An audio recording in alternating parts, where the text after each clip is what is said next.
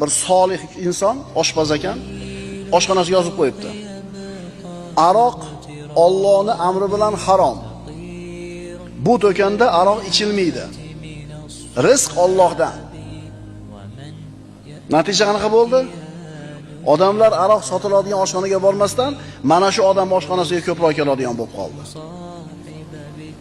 Ha, rizq Allohdan, birodarlar. G'ariblik jazo emas. G'ariblik jannat. Agar diningni mahkam ushlab odam orasida g'arib bo'lib qolgan bo'lsang, senga birodar payg'ambarimiz sollallohu alayhi vasallamdan bashorat bor. Payg'ambarimiz sollallohu alayhi vasallam hadis sharifda marhamat qildilar. Albatta islom g'ariblik bilan boshlangan, yana g'ariblikka qaytadi. G'ariblarga jannat bo'lsin, tavba bo'lsin. Alloh azza va jalla payg'ambarimiz duo qilgan va tavba jannatini bashorat qilgan g'ariblardan bo'lishimizga tavfiq bergan bo'lsin. Aqulu qawli hada va astagfirulloh li va lakum.